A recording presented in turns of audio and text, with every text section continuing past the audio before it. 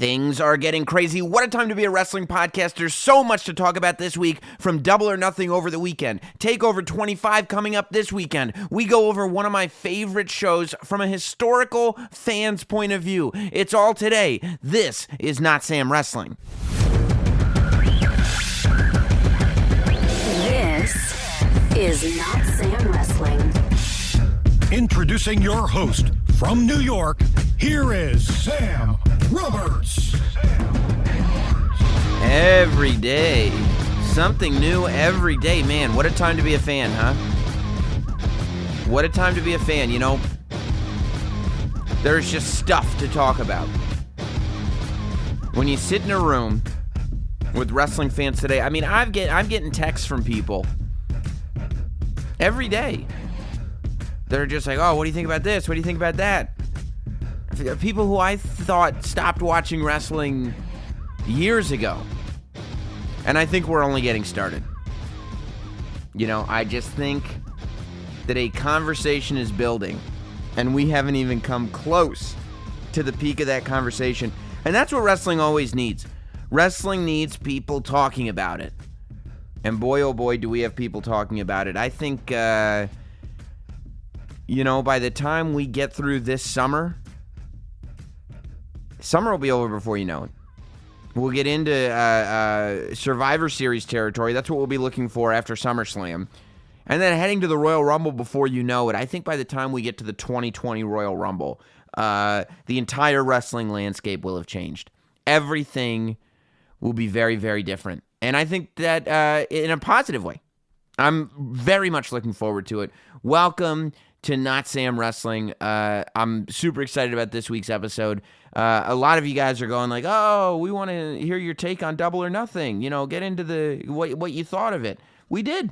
There was a bonus podcast. I went on patreon.com/NotsamWrestling right after Double or Nothing and did a show about it. So if you want to hear the whole post show, my immediate thoughts as soon as the show is over, you got to be a Notsam shill over at patreon.com/NotsamWrestling. But we'll talk about all that. We'll talk about the mega podcast that Chris Jericho dropped this week. Oh, my God, what a get. What a get, and what a good job Jericho did with it. He had Ambrose on his show, so we'll talk about that. Of course, TakeOver 25 coming up. There's a lot going on.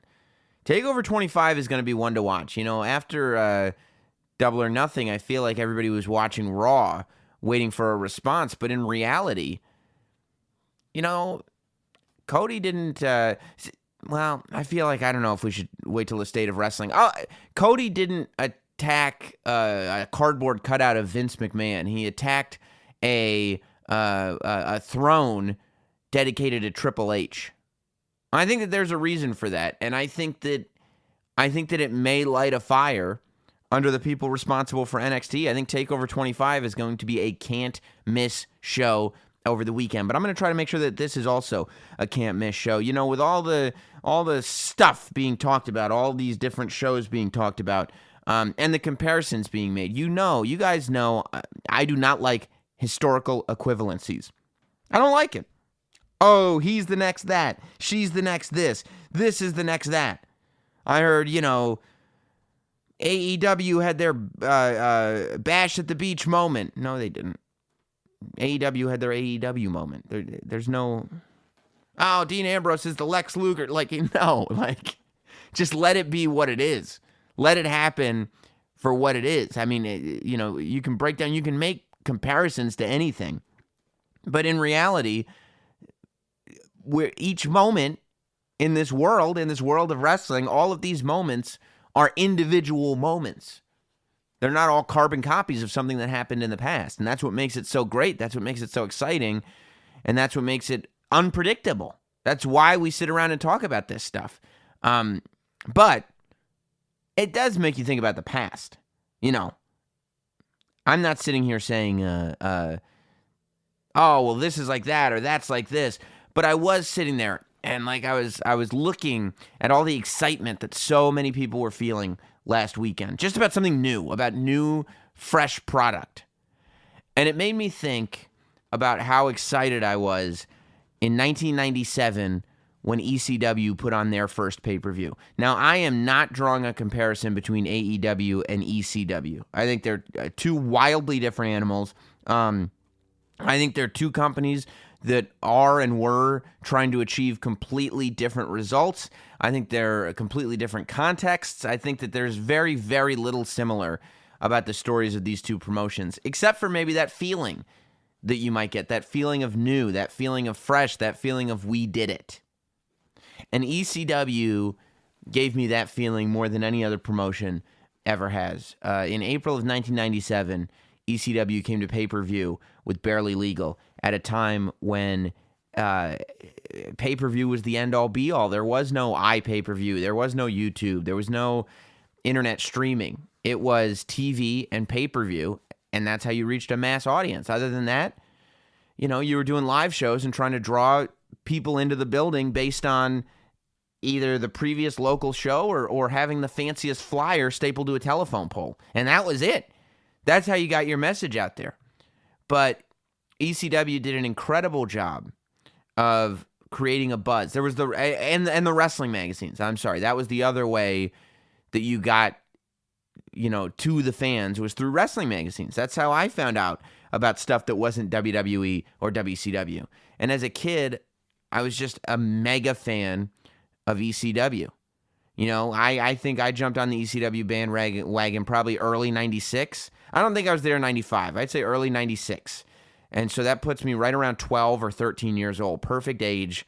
You're just starting to go through your rebellious period, and you find this dingy, basement-dwelling, back alley wrestling promotion that has snuck their way onto syndicated television stations, and that is saying they don't want us on pay-per-view, but we're going to get there. And it was just such an amazing time. I mean, I went to many ECW shows. I had all the tapes.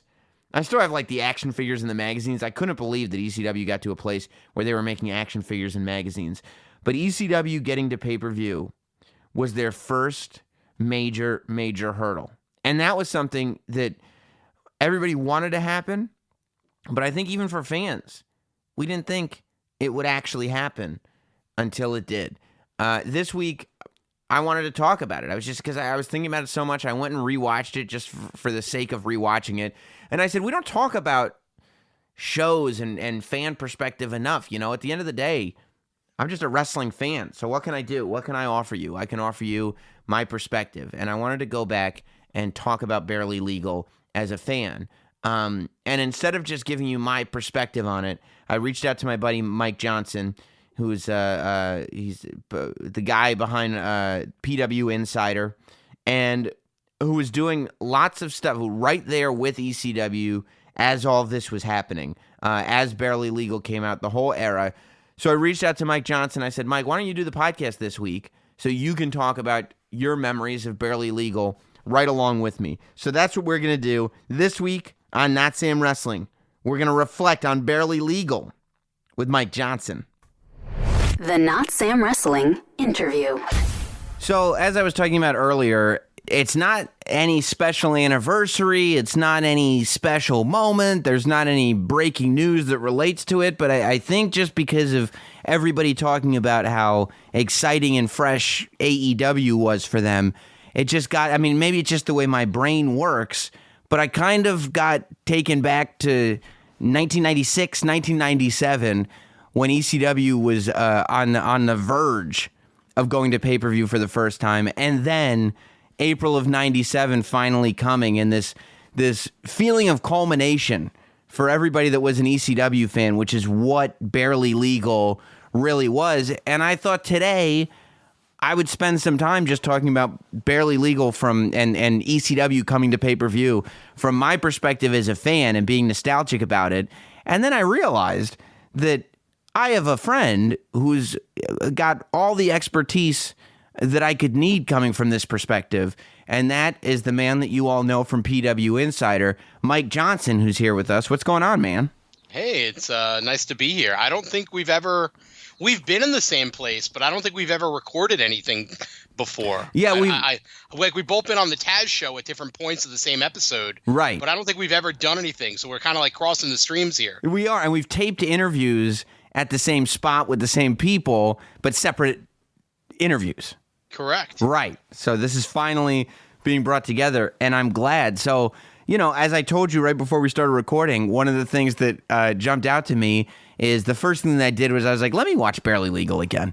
Because I want to get, you get those feelings again. If you're an ECW fan, like especially from those years, you get those feelings again, I think, anytime you put the show on. That show, to me, has aged better than almost any other wrestling pay-per-view. But one of the reasons it ages so well is probably because, and I'm sure I knew and I just forgot, but as you're watching, you see a young Mike Johnson right there, front row, center, on camera the whole time. What was your relationship with ECW at that time? I know you were a newsletter writer, but were you also just a fan? Oh, yeah. I mean, I started going to ECW 25 years ago, so I think I was like 21 or 22. I was really young. And I started going, and I was only going for the one show, I remember, because they had beautiful Bobby Eaton and Arn Anderson coming in, and they were teaming with Sabu and Terry Funk, and I was like, oh my God, 4 of my favorite wrestlers are going to be in one match. I need to see this. It'll probably never happen again.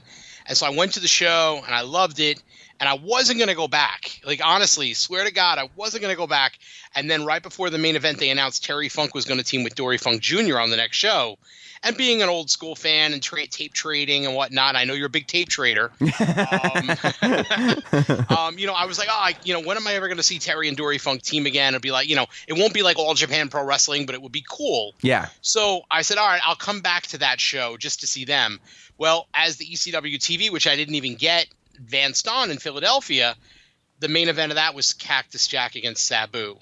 And there was a moment during that match where Sabu hits him with a bottle, and they go and they collapse in the opposite corners after this crazy brawl all over the building. Mm-hmm. And half of the building is, we all know the back and forth chants now. Let's go Cena, Cena sucks. Yeah. But the building, half the building is chanting Sabu, and the other half of the building is chanting Cactus at the same time, trying to shout out each other. There was no rhythm in Philadelphia, I suppose.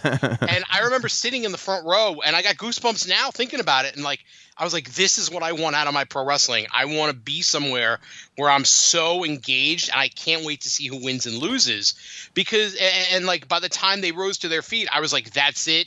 I will never miss another show if I can help it. And I think for the next 4 or 5 years, I didn't miss any ECW arena shows. It was crazy. It was branded so well that I would, at the time I worked for the post office, and I would be trying to come up with ways to scheme out of getting out of work on Saturdays. Right. Because I had to be in Philadelphia. You couldn't miss a show. No. And I'm sure if my supervisors from that back in the day hear that now, they're going to hate me. But I had family emergencies, I had a wedding, I had the flu, you name it. If I couldn't get out of work by 2-3 o'clock to make sure I got to Philly in time for the first bell, there was some sort of shenanigans that went on. But that's the AEW energy reminds me of that ECW energy from back in the day, because I can distinctly remember there was a house show in Glen Olden, Pennsylvania, and Rocco Rock was going to wrestle Sabu, and I was like, I can't believe I'm going to miss this. Now, mind you, it's a tiny show in front of 300 people. Right. But I can only equate ECW, and it's the only time in my life I ever felt that way, to the New York Mets and the New York Yankee fans here in the New York market, where if they win the game, it's the greatest day of the world, and they're walking around like they won $1 million, and if they lose, it's like they just want to kick the wall and they hate their life, because they're so engaged and they live and die vicariously through their team. That's how I felt as a 20-year-old kid about ECW, and it's the only time I've ever felt that about anything in my life, because I didn't come from a sports background. I was more of a theater kid. Yeah. And that's the world I was trying to get into. I over those early years, by the time you get to Barely Legal, I'm working in the entertainment industry as an talent agent's assistant, and that was the world I was planning to go to. Of course, life throws a curveball and I end up writing. But I can remember going there, and every time, and going to this dilapidated, disgusting building where the bathrooms are overflowing and you don't even want to go in there, so you're holding it all night, and you see crack vials and broken needles in the parking lot, and every time you go, this terrible neighborhood doesn't seem so bad until you bring someone new with you. And they're like, where are we going? Like, what is going on? This is like a scene out of New Jack City. Yeah. The movie, it's like, it was this weird sort of place. I always kind of look at that building like the Mos Eisley Cantina in Star Wars. Yeah. Where Luke Skywalker and company should not have been in there. It's way too dangerous. But yet there's something about it that just kind of draws you like a moth to the flame.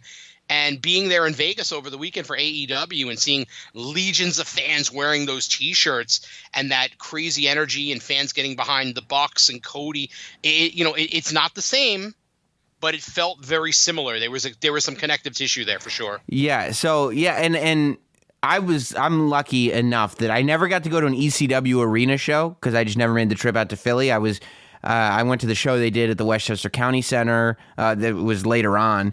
I went to every single one of the shows they did at the Hammerstein Ballroom. It was a great place. The greatest. But right before they renovated the ECW arena into what it is now, like now it's actually a pretty good small venue for independent wrestling. It's a nice place now. But right before they renovated it, Jersey All Pro ran a show out of there. And so I was really lucky enough that right before it closed, when they didn't know if it was going to open again, I got to see it in its glory of, dilapidation, and it was just great. But I think what you're talking about, the loyalty that you're talking about, is something that Paul Heyman did so ingeniously, which was he got this message out that ECW, every single time they did a show, was fighting for their lives. But he told that story in such a way where the wrestlers felt like in real life, we have to put on the greatest matches we've ever put on because we're fighting for our lives. And that somehow, and I've never seen it done in wrestling before, that got across to the fans, where we as fans, whether you were watching on television, whether you were at the shows, you felt like you were also fighting for your life to keep this show on. You had to support ECW because you are all soldiers in the same war. And it's a pretty remarkable thing that happened. Yeah, it was like if a talent was leaving to go from ECW to WCW, ECW fans at that point didn't look at it as, oh, Dean Malenko's going to go make six figures. They looked at it as, how dare they take Dean Malenko from us and force him to wrestle and pay him more money? Yeah. This is terrible. I was there the night Malenko and Eddie Guerrero and Chris Benoit left, and here's all these big burly fans who were cheering for blood and guts, bawling their eyes out. And some of that you could see on that TV show when Guerrero and Malenko have their farewell. There's people in the front row crying their eyes out, not because their favorite wrestlers are leaving and going off to make more money. How dare these guys want to go to WrestleMania or Starrcade? It was like you were losing a part of the family because it was branded so strongly. Right. So and it was crazy. Like, when you remove yourself and you look back 20 years later, you go, as an adult, it's a little weird to look at it that way. But it was in that moment. Yeah. It was so strongly branded that there was no separation between the fan experience and the performer experience. You're 100% right. That's a great observation, actually. So 95 was this incredible year for ECW in terms of building this buzz. And that's the year that I found out about him through the magazines and through stuff like that. And that's also the year that I think a lot of people started to find it on their shows. In 96, on their TV channels, because you had to find it. It was on in the middle of the night, whether you were in Florida on the Sunshine Network or in New York. It was on Saturdays at 1 a.m. Madison Square Garden. On the Madison Square Garden Network. They started in January of 95. But, and I don't even know, I don't know if you get this channel where you are, but for me, I live in Westchester and lived in Westchester then. And in 96, they ended up, it was the same TV show, but it was actually on twice in my area. In 96 for a period of time, Friday nights at 8 o'clock, they were on New York 55. Oh, yeah. I forgot about that. Yes. And so I got to watch because at the time I'm like 13 years old. So staying up till 1 o'clock in the morning to watch MSG Network, I'm having to sneak around the house and try to watch the TV so my parents don't wake up and ask me why I'm up in the middle of the night watching stripper wrestling. But Could you imagine that? Like your parents walk in and it's like they catch you doing something naughty, like you're watching like Skinamax or something. Yes, at 2 a.m. that's in the morning, and in the background is Sabu just putting somebody through a table or Kimona dancing on the TV. Well, yeah, that's what it was. There's no logical explanation for that. You'd sit there and you'd go, "No, Mom, it's just wrestling. It's just wrestling." And then you hear Joey Styles go, "The night Kimono Wanalea danced atop the ECW arena." And they're going, "What is this?" But that's why, too, I mean, as a teenager or as somebody in their very early 20s, this was such an appealing product because it was dangerous. It was bad. It was what you weren't supposed to be watching.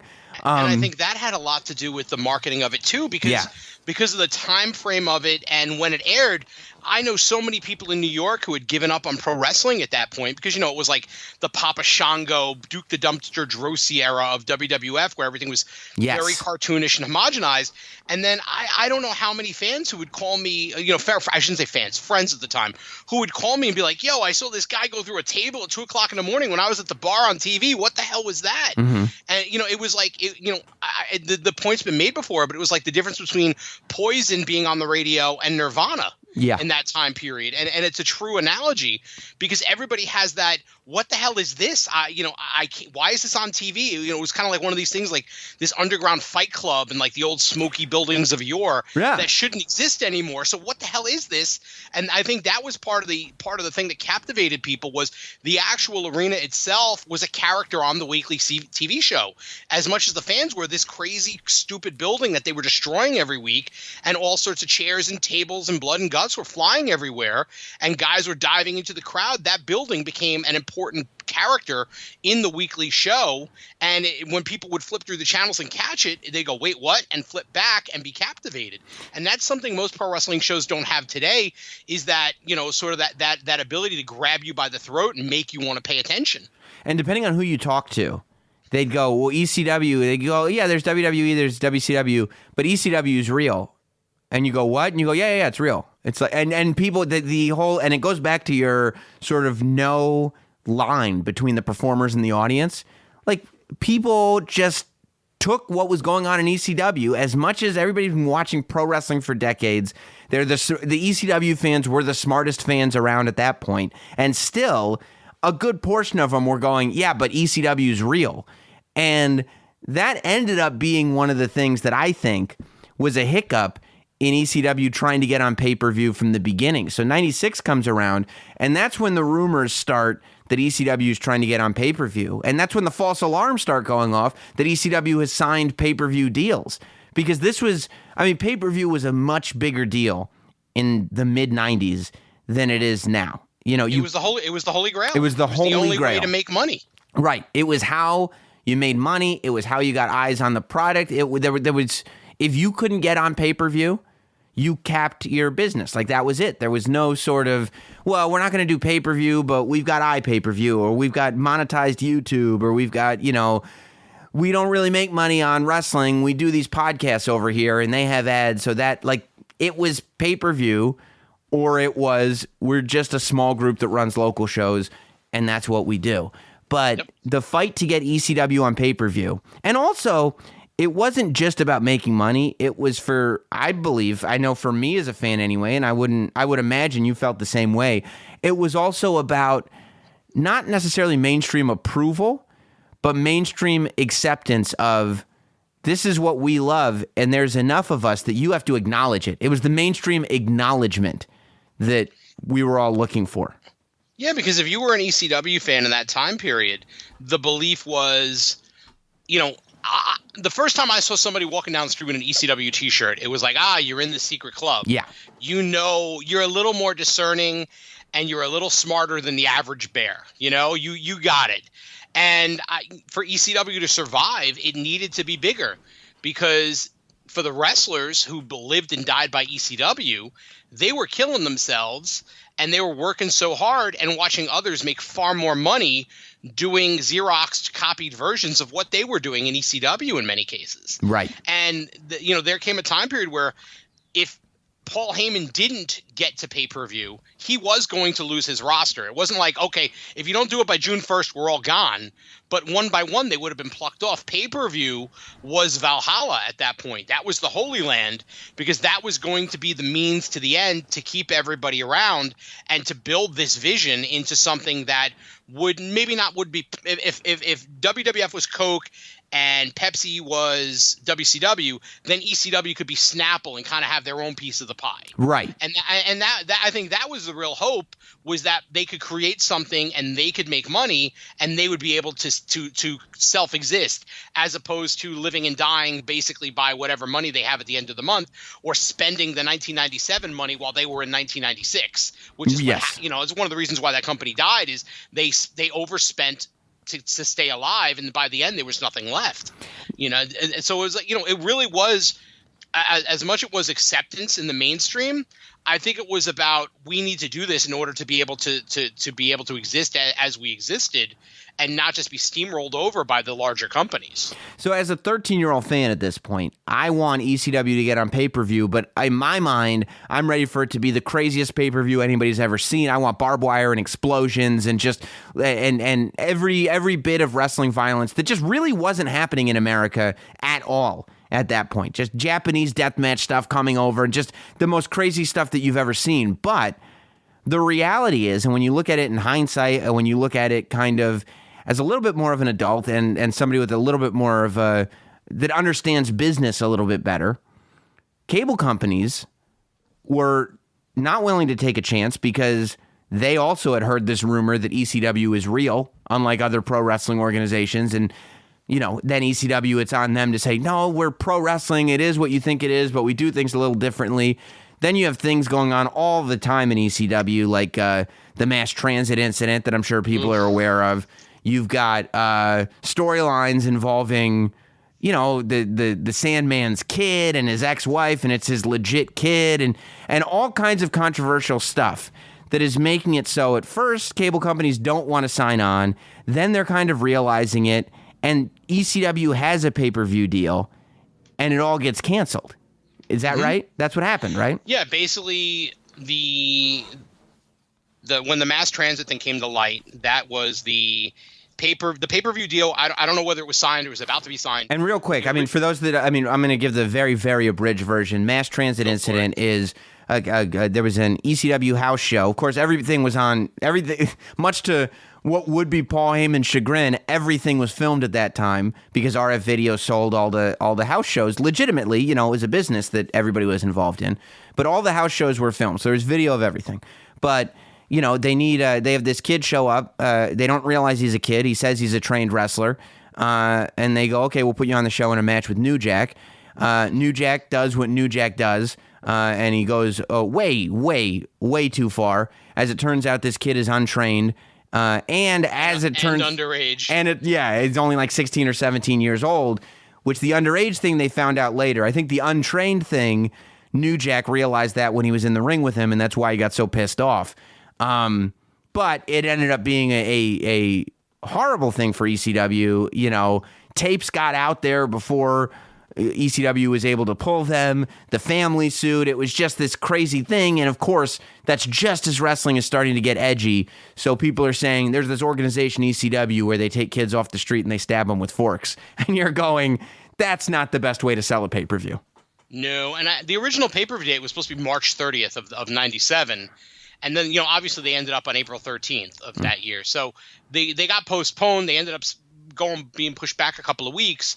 But I remember, like, when that came out that the show was canceled, the feeling was, this is the end of the company. Yes. Like, how can they survive? And there were a lot of people who lived in, like I said, like the Yankees and the Mets lived and died by their ECW. And it was seen like this is the worst thing that could ever happen. Like, Christmas is ruined. Yeah. And, obviously they salvaged it, but there was a lot more restraint than probably WWF and WCW had at the time. I remember ECW had to kind of provide a guideline of what was going to happen on the show. Obviously, New Jack was not allowed on the show.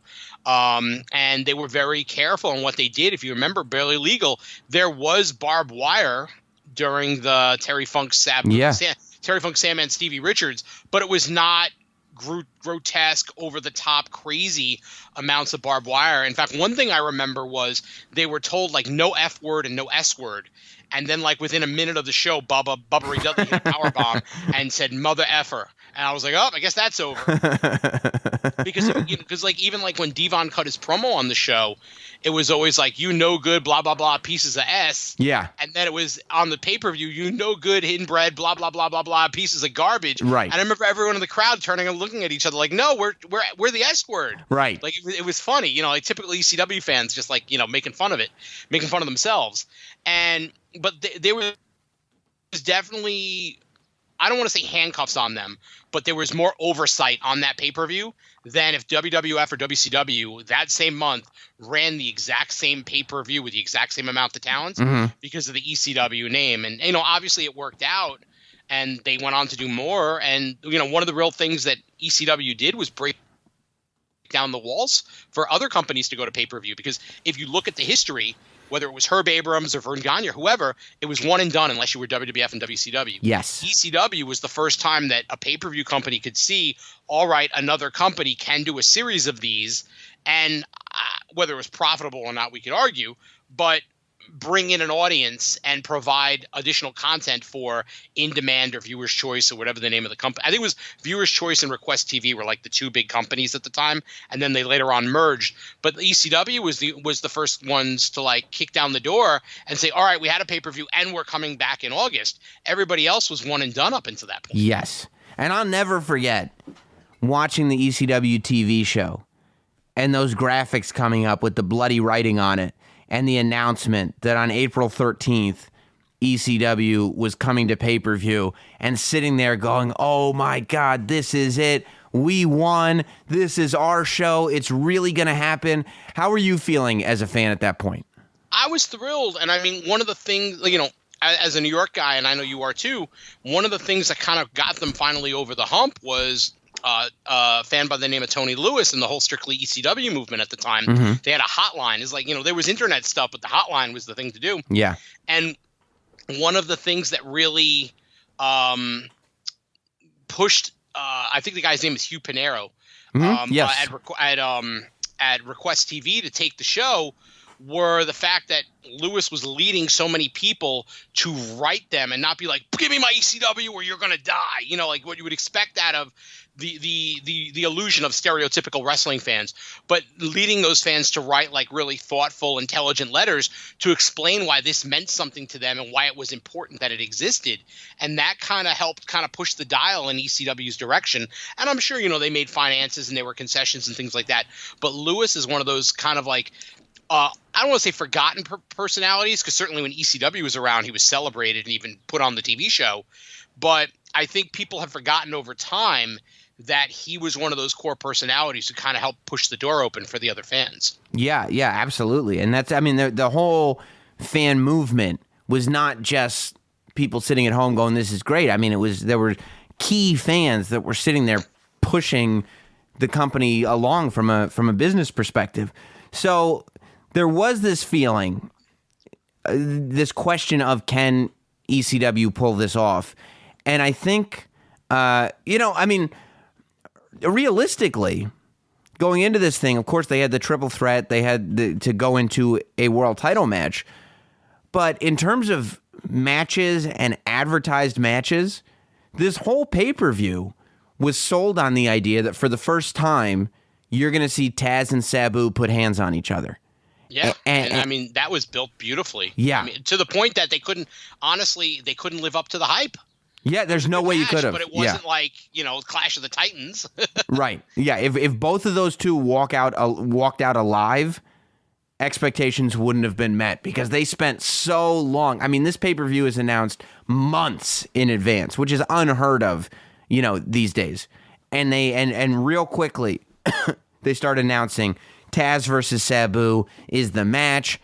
The lights are going out here. Taz shows up, Sabu shows up, and they just never touch. And everybody is just sitting there waiting for finally Taz and Sabu to lock horns. And the interesting thing was that ECW was unproven. They had no major financial or production backers. they've had, it's been documented that there was help from WWE. I'm sure there was help from, TV providers, pay-per-view providers or whatever. But in terms of actually having a financial backer and in terms of actually having somebody to produce this show, it was all on Paul Heyman and the Misfits running ECW. So I am surprised, to tell you the truth, looking back at how optimistic most of us were that this was going to go off without a hitch, because I know that I was totally sold on the idea that this is going to be one of the great pay-per-views. And when you look at it on paper, there's no reason to think that, right? No, and when you think about it, here's a company that's about to do pay-per-view and they've never done live television. Yeah, great point. There's no prep at all. They've produced TV, but it's always been post-produced. And when you think about it, the ECW talents who had never been in WWF or WCW, obviously a Terry Funk or a Raven, they had TV experience, live TV, pay-per-view and whatnot. But when you think about the lion's share of these talents, the only live TV experience any of them had was when they popped up on Monday Night Raw. Right. In February of 97 and then a couple episodes after that. And that was really their trial by fire to kind of do that. And that was a completely different animal than ECW would have been. So you had a whole crew of people who, for the most part, had never been on live TV, and that was part of the chip on their shoulder was, we're going to do this. We're the ones who are going to do this. We're going to show everyone else that it's our way is the right way. In fact, Terry Funk kind of paraphrased those kind of same words in one of his promos leading into the pay-per-view. But you couldn't have stopped those guys with a shotgun that night. Yeah. Because they were so fired up to prove that it was their home, it was their company, and this was their show. Because for a lot of them, the Island of Misfit Toys has been said about that company a lot of times. I was there in the Westchester County Center when Tommy Dreamer got a tryout against the Brooklyn Brawler to a sparse crowd that did not care about him. Taz had tryouts in WCW and WWF. The Eliminators were never given a chance. A lot of other talents had just gotten their only chance in ECW. So this really was their chance to kind of punch through the wall and show that they were within themselves these own franchises and these important characters, and that they could make money and draw money where everybody else was too small, too fat, not cosmetic enough, too violent, he's got scars on his head. There was always a knock on somebody as to why they were not good enough. Yeah. And in ECW, those weaknesses got the hourglass got flipped over, and those weaknesses became their strengths. Yeah. And that night they kind of, that was the night they all got to kind of celebrate that. And it's weird. I've gone back and seen the show a couple of times over the years, and some of it holds up amazingly, and some of it it's like, oof, that was as bad as I remember it being that night. That energy, that Pitbull 2 Shane Douglas match is rough to watch. Yes. And I'm not knocking either of them, because I'm sure they were, especially in the case of Pitbull 2, he had to have been nervous, never been on live TV before on that level. But there's something about that little engine that could story. Yes. About that entire show that still to this day I get very emotional thinking about it, and I'm very proud for everybody that was involved in a way that I don't think I've ever been proud. I'm happy for AEW. I enjoyed AEW, but I mean they had the financial means that was going to work no matter what. Mm-hmm. And that was it's a different world now with how talents are developed. ECW was like, I don't know what's going to happen here. They might fall off the cliff, or they might make it to the top of Everest. Right. And in this case, they made it to the top of Everest, which is incredible, because if you're watching the show now, I'm so nitpicky about shows I watch now in terms of production value, but the show starts with audio issues. When you're watching the matches, half the stuff in the matches is not getting picked up because the camera shots are the wrong camera shots. You know what I mean? Half the moves are getting missed. Suplex is getting cut off but still, none of it occurred to me then. And even as I'm watching now, that's almost part of the charm. It doesn't bother me whatsoever. It was an interesting thing, though, first of all, that you mentioned that because all the people involved, camera people, the people directing, none of them had this kind of experience with any live TV whatsoever. And not only was the TV that they did pre-produced, it was heavily pre-produced. They didn't even show full matches ever on the TV shows. Go ahead. I was gonna say, could you imagine the moxie of Paul Heyman arguing, we have to have this building in this dilapidated bingo hall. We have to run the show from here. We have to have Ron Buffone directing the show when he's never directed a live TV show. Yeah. We have to have our people producing the show. We have to run the show in South Philadelphia in a tiny little building when most wrestling pay-per-views are always in arenas. That was the other thing. Yeah, they do the show in the ECW arena, which is a bingo hall. You know, that's why they say that. There's a bingo sign under the sign. And that was just, I guess, to preserve the spirit. They didn't do an arena. They didn't try to sell out more than they've ever sold out. There were, how many people is that? 1,200? Maybe 1,200. Yeah. Wink, wink, nudge, nudge. Right. Yeah. 1,200 pay-per-view numbers sitting there in this little tiny sweatbox that is not equipped for any of this. And if you watch it, it looks like they brought in new lights. Like, it looks like they brought new lights in and put a lighting rig up. But other than that, it is as it always was. This is the product that we're presenting. They didn't try to up the value, the production value, aside from the lighting. The only thing they did, yeah. and I this is like how like, I don't want to say low budget, but how gritty and like to earth and blue collar ECW's product is. I'll never forget walking in the building that night and being like, they painted the floor? It's a brand new shade of gray. And there's new guardrails. It's not the old beat up guardrails. These guardrails are shiny. Like that, other than bringing in the lighting rig, which was nothing compared to like what the technology that we have now. Of course. Like that was it. It was the same old ECW. Yeah. And you know, that was the craziness of it. Like they painted the building. Oh my God. Like, look, we're big time now. There's white on the walls. You know, yeah. It's like, but that was kind of like that was the flavor of ECW, was like, you know, mom and pop shop, blue collar, lots of grit, and really, you know, you got more swagger than you got dollars. Right. And that's kind of what made CW so lovable. So the show starts, and like one of the things I like something I loved about Double or Nothing, something I love about every NXT TakeOver show, is that the fans show up, they're happy, they're supportive of everything, and then they also leave happy. And that's something that doesn't always happen in wrestling, but there is this certain vibe of certain shows where there's an element of fan service, and there's an element of fans getting exactly what they expected, and the quality being of a certain level always, that fans leave happy. And I thought it was really interesting that the show starts, Barely Legal goes on the air. There's clearly audio issues. You don't hear the first half of Joey Styles' sentence. The second half is just the arena sound, not the board sound. But the fans, who clearly have to be aware that we're starting with audio problems, and you were there, you can tell me. Instead, you have no idea. You have no idea what audio problems they had. I will tell you. I will lay this out for you. Ready? Yes. Joey comes, like they did a couple of dark matches. Mm-hmm. Joey comes to the ring, and they have like 1 minute to go to air, and he goes to warm up the crowd, and the mic ain't working. And speaking of never doing live TV before, Joey Styles is the voice and the face and the guy that has to say, "Welcome to ECW world," and his mic doesn't work. His mic doesn't work, and he's trying to get it to work, and they're all scrambling up on the stage, and everyone starts counting down because it's going on the air at like 9 o'clock Eastern. Like that was the thing. Like the show couldn't even go on the air at like a normal time. It had to be 9 o'clock on a Sunday because it was too violent and adult. Like it sounds silly now in 2019. Somebody runs a mic down. Joey tosses the mic to that person. He catches the other mic. Boom, boom. Oh my God! And the place goes nuts. And like 10 seconds later, they're on the air with everybody going crazy. And it was like that close to a disaster before they even went on the air. And then, you know, the mic was, they had some audio issues, but 30 seconds before they even went on the air, he didn't have a microphone. The one that he had was completely dead. Wow. But instead of the fans going like, you know, you fucked up or trying to make a spectacle of themselves, they came on and they were like, no, we want this thing to seem cool when the show starts. And they're going nuts and chanting ECW, ECW.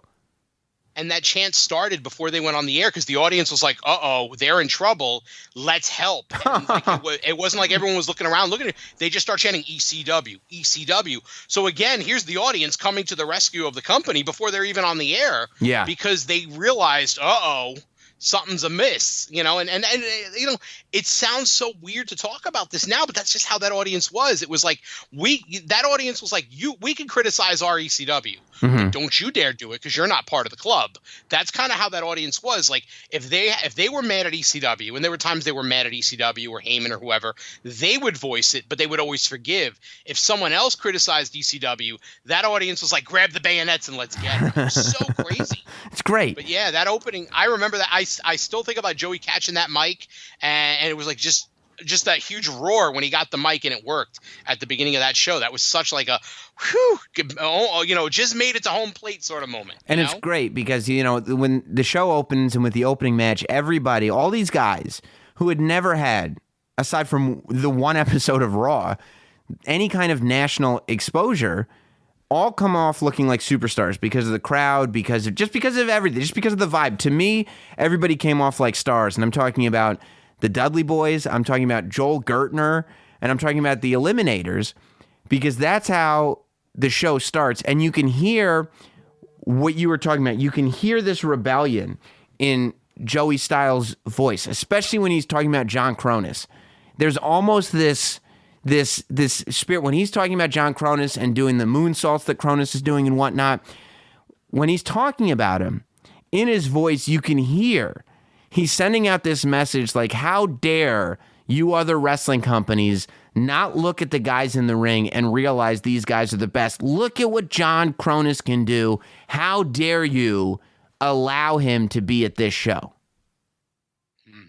You know? And you know what's interesting about that one is they weren't even like 2 minutes into the match. Kronos does the space flying tiger drop. Yep. And when he hits Bubba Ray Dudley, Bubba breaks his ankle.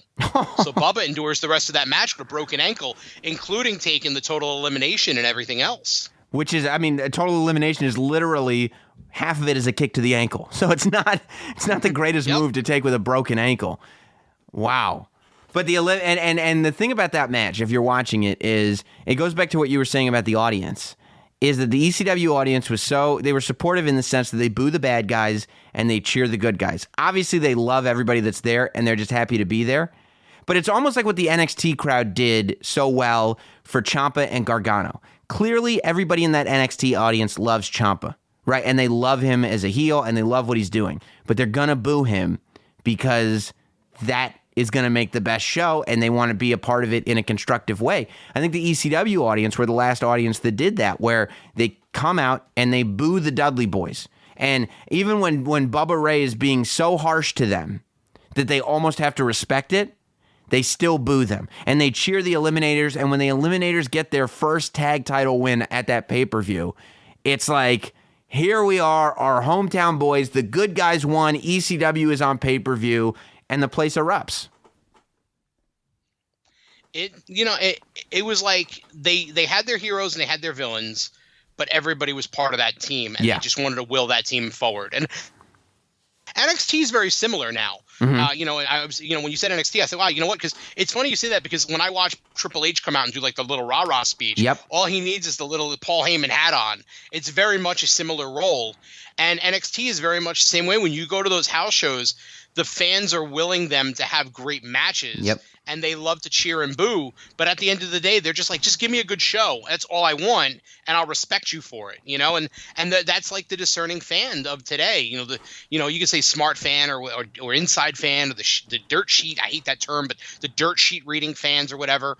But to me, it's all about, if you respect if you respect your audience is going to respect you back and cheer you on and respect what respect what you're giving to them, you know? Yeah. And there were a lot of people who like there's this like sort of like myth of, oh, you have to be a great worker to get over with a certain audience. It has nothing to do with like the technicality of the moves and the scientific finesse and all that other stuff. I think if you work within your means and you do something that entertains the crowd, they'll respect you for it, and that's what matters to them the most. And the ECW fan was that way too, because there were guys who were not great quote unquote in-ring wrestlers who became iconic personalities there, like Sandman and New Jack, and even 911, who was hugely popular at one point.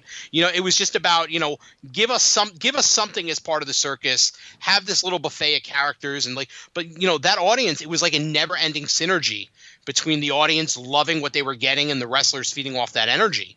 And it was, it was crazy. I've never seen anything like that. But NXT in its best moments, Sasha versus Bayley or Gargano against Cole in the best of 3 falls. It's very similar to that sort of ECW energy, but in a much larger scale and a much better production. Yeah, I think it's really wild that, so many people tried to recapture ECW after it left. XPW did it tried immediately and, never had the energy. I think in its original form, CZW was trying to recapture what ECW was. And I think the only place that really has even come close is NXT, which is it's couldn't be more ironic because it's a WWE property run by Triple H.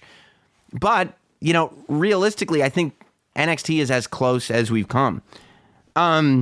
I'd agree. Yeah, so let's keep going with this pay-per-view. So, the opening theme hits, and you got your rah-rah and everything. And then you do Rob Van Dam versus Lance Storm. Chris Candido comes out. Even though he's injured, he gets to do a promo, which I think is really, really smart because it allows the pay-per-view audience to become familiar with Chris Candido, and even though he can't wrestle. And, you have this RVD Lance Storm match. And I think the thing that people forget is that even though they would go on to be huge ECW stars, Lance Storm and his run with the Impact Players was, one of the best things to me Lance Storm ever did. And not to take anything away from Lance Storm, I'm a Lance Storm fan, but I just loved him and Just Incredible being the Impact Players. And obviously Rob Van Dam would go on to become Rob Van Dam. But this really was the beginning of Rob Van Dam, of Mr. Monday Night, of that whole kind of heel, stoner, rebellious, ego character coming out. Literally up until this point, Rob Van Dam didn't really have a character. Rob Van Dam wasn't supposed to be on the show. It was supposed to be Lance Storm against Candido, but Candido separated his shoulder. And so Rob took that to heart, like, oh, I'm a second tier. And he uses that in that promo after the match. Oh, I'm a second tier player. I wasn't even supposed to be on the pay-per-view. And that kind of begins to fuel the character that people begin to know and love.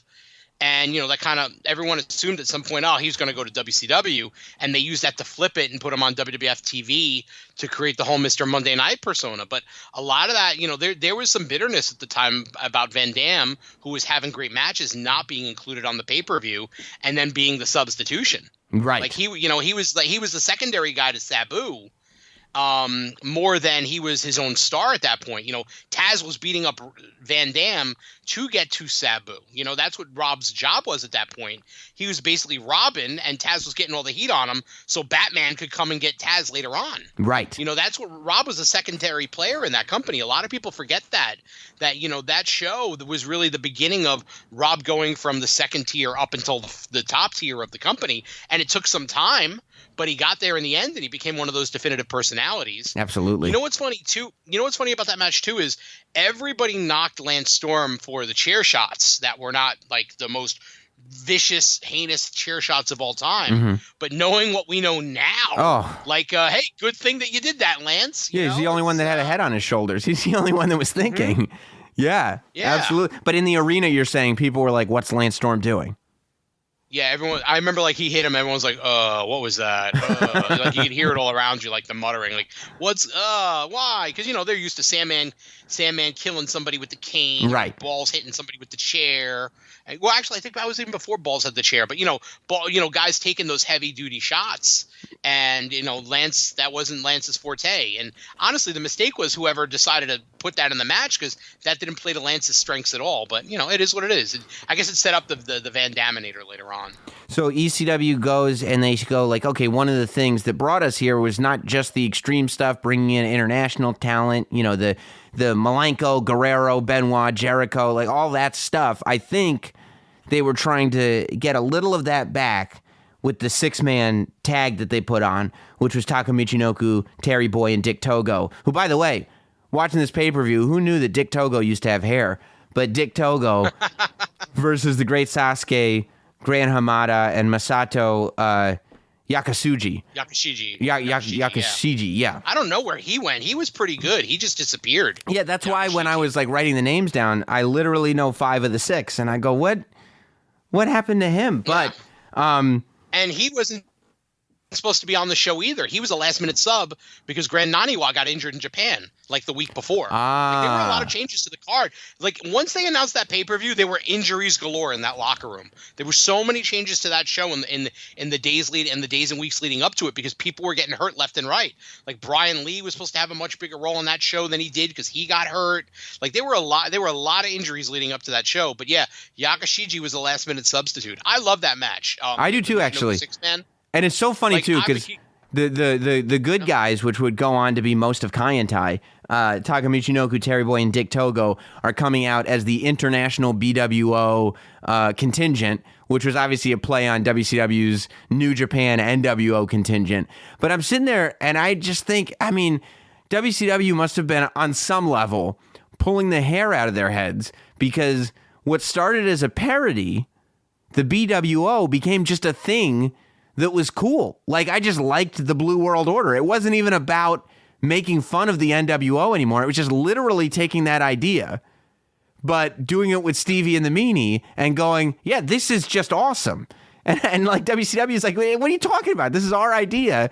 And we as ECW fans are going, screw you, WCW. You don't know what you're doing. This is the good stuff over here, the BWO.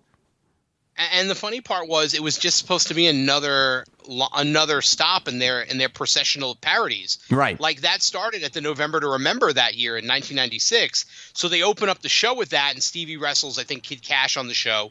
And then later on, Raven wrestles Sandman on that show.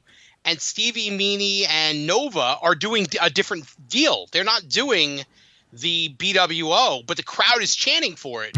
So ECW realizes, oh, we got to go with this, and that, like, they start bringing it back on the house shows, and they're giving it the BWO T-shirt to New Jack or Sandman, and it got over. And honestly, if that thing hadn't gotten over, Stevie Richards probably would not have been in one of the main events of the show. It was the crowd telling ECW, all right, it's time for this, and ECW realizing it, which a lot of companies don't do. A lot of times when something gets very organic and the companies don't want it, they just shove it back down and ignore it until the lightning in the bottle has been lost. ECW was always very smart at going, all right, fans are behind Stevie, we need to put him in a bigger role. And that's something I think pro wrestling today needs to realize is an important cog in the machine. You can't ignore that. You know, if Goldberg's getting hot, you know, in WCW and you ignore it, then we have no Goldberg beating Hulk Hogan. You know, there are so many times, and we see it in WWE and other places, where you can tell a talent's getting hot, but then in the consistent weeks that they follow up, it kind of falls apart, and then the audience throws their hands up and goes, forget it.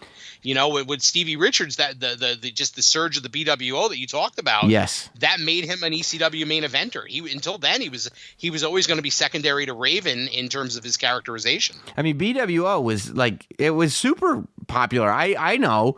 I think I was probably like 14. I doubt that there's any footage of it because we weren't sitting in the front row or anything. But I was at SummerSlam 97 in the Meadowlands, which is then the Continental Airlines Arena, and I was sitting there, SummerSlam Heart and Soul, in a BWO t-shirt for the Undertaker Bret Hart match. But I'll never forget the fact that I was absolutely wearing a BWO t-shirt to that show. It was just, it was big. But yeah, I thought this match was good then and now. Obviously, it's a good match. You look, and it's really interesting because Great Sasuke ends up, you know, well, he's the Great Sasuke, but he does stuff with WWE in their light heavyweight division. Obviously, Taka and Dick Togo go on and become WWE guys. And none of these guys really stick around in ECW, and you don't really see that until, you know, that Asian influence come back until Tajiri comes over. And then, you know, Masato Tanaka and Mike Awesome, you know, obviously not Japanese, but coming from Japan. And the one thing I remember about the Michinoku thing was, there were actually two things.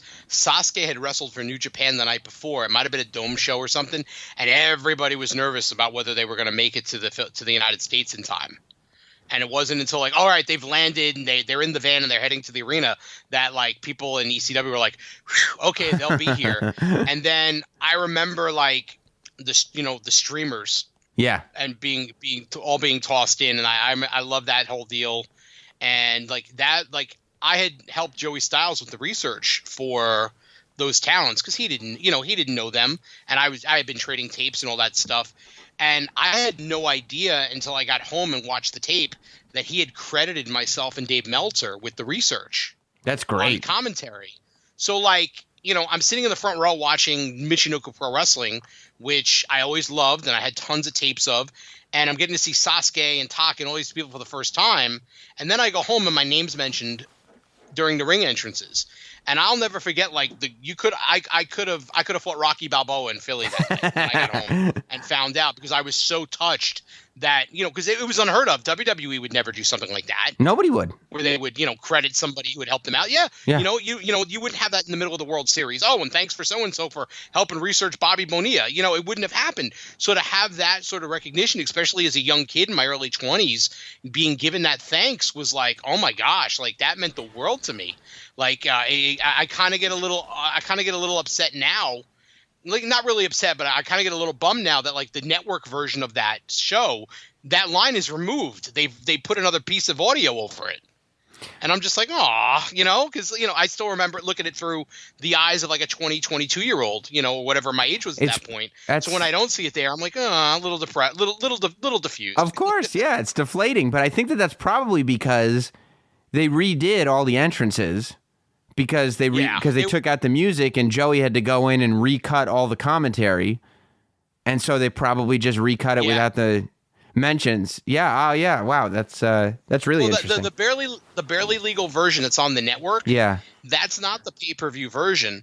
That's the edited version that they released with like one of the one night stand DVDs. Right. The home video version. I see. Yeah, that's the home video version that WWE put out later. Because even if you watch the opening format, like the opening buzz reel of the show, there's like a clip of Malenko and Guerrero in the opening montage of Barely Legal, and that's not on the show when you watch the pay-per-view version. So right. Who knows? Maybe one day WWE will realize it and they'll put the original version up. Well, if only somebody who worked there could suggest that, right, Sam? I'll tell you this. It's a good thing I still have all my tapes at my mom's house, as has been documented, because I'm sure I still have my tape that I taped off pay-per-view. Now I want to go find it.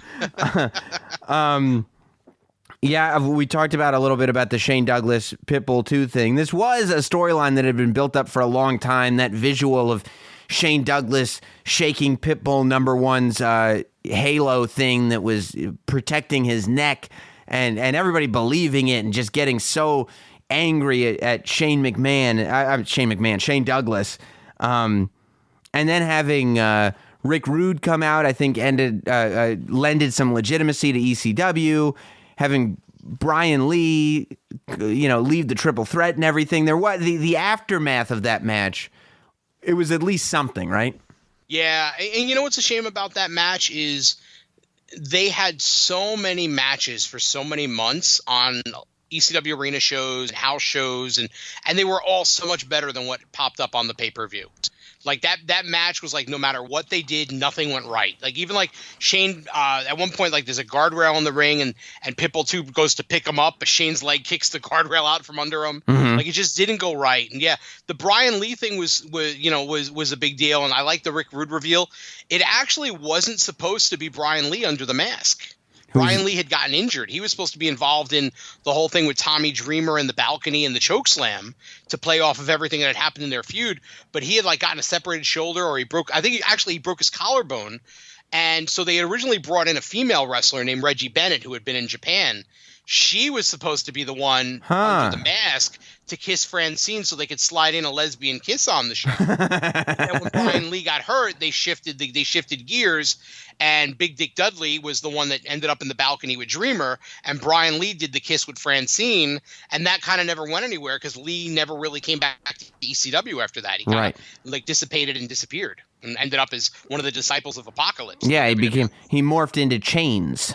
Yeah, that was his name. Yeah. Taz versus Sabu is of course your big hype match on this show. I think that people forget, Bill Alfonso, and I always think of Bill Alfonso as an ECW fan and all the work he did with Rob Van Dam and Sabu, but Alfonso turning heel and turning on Taz, who was the heel, I think, going into this thing. Yeah, for Alfonso to turn heel on Taz, thus turning Taz babyface, was I think people don't really remember how unheard of that was. It was Alfonso and Taz were joined at the hip. It was part of the whole act. It was Taz and the Team Taz Dojo would come out with them, and Bill Alfonso has the whistle and everything and the whole thing. And now all of a sudden, they're not on the same team anymore. Alfonso's turned on Taz. Yeah, and I guess the kind of story was like Alfonso bet on Taz's matches, but he bet on Sabu to lose. He bet on Sabu to win because he didn't think Taz could do it. So when Taz lost, Fonzie got mad. Yeah. But I always thought that was kind of like a clunky explanation. But it made sense. Taz didn't need a mouthpiece at that point because he was so good on the mic. Right. But Sabu would always need one. Right. And Fonzie could be there to kind of do all the accoutrements, the tables and the chairs and all that stuff. So it kind of made sense to slide him over. I like this match a lot, and I love that, when you think about the DNA of ECW under Heyman, like the first big show had Taz's debut against Sabu, and Sabu's debut in that first back in October, I think, of 93. So they come back all these years later and all these twists and turns and tribulations, and they get back to that match. The match is much better than I think people give it credit for, but from November of 95 until that night, they hyped that thing slow. And by the time the momentum hit, nobody, I don't care if you're Shawn Michaels, nobody in the ring could have lived up to that intense amount of pressure and hype and spotlight that was on each of them. Yeah. So, it's a really good match, but I remember fans that night kind of being like, oh, that was it? And I'm like, dude just took a DDT off the apron through a table. What more do you want? It's almost like when The Sopranos was on the air, that you have to wait so long for a new season, a year and a half for one of the seasons, that finally when you got new episodes of The Sopranos, they could never live up to your expectations, and you would kind of leave on Sunday going like, oh, okay, I guess that was all right. But if you rewatch The Sopranos now without any of those expectations and you can just binge through the episodes, you go, oh my God, this is literally the greatest television show that's ever existed. I think that you could say the same thing about that Taz Sabu match, that if you, in the context, I totally understand why expectations. And I think probably for me, I was like, wait, both guys are still breathing. This isn't quite what it could have been. But if you watch it now, you're like, no, it actually exceeded what it could have been. And historically, they'll always be the guys who were the main eventers of the first ever ECW pay-per-view.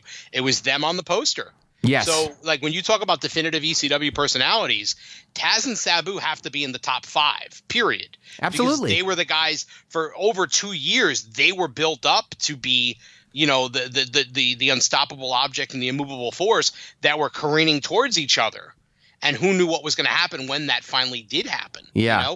I still think one of the biggest reactions of anything that ever happened in ECW, you kind of referred to it earlier, was when they turned to, Taz had taken the ring hostage, yeah, he'd done all these things, and the lights go out, and Sabu's in the ring to rescue Paul Heyman, and the roof on that building should have shot into the stratosphere and then came crashing back down. Yeah. And other than the return of the Sandman in that building, during the TNN era, I don't think there was ever a bigger pop for a angle ever in ECW. Yeah. In that building. Now, I still think about the Sabu and Taz moment, and there's someone in the ring with Taz and the lights go on, and that's just a perfect storm moment for ECW. And I remember way before I was doing Taz show with Taz, I interviewed him and he was like, that was the moment I knew we were onto something. It wasn't just going to be a passing thing and just another company. That was the moment where I knew this was going to pass.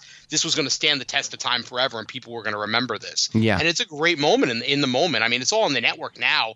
You can go back and watch it now if you care to see it. But that's, to me, that's one of those seminal ECW moments that I'll always remember. Yeah, me too. I think as far as the match goes, if you're going to say WCW had Sting and Flair, I would say ECW had Taz and Sabu. Now, I would say, again, you don't want, nobody is equivalent to anybody, but I don't think Taz or Sabu. In terms of positioning as the definitive feud, you mean? Yeah, the definitive feud. Those two are not representative of Sting or Sabu, but the definitive feud is absolutely Taz versus Sabu. I still think about it fairly regularly and kick myself that I didn't just call the phone number that was on the TV screen and order one of those Barely Legal posters signed by the entire roster. Because with the Taz and Sabu facing each other and all the signatures, if I had just had any brain in my head at that age and just bought the poster, put it in a frame, and could put it up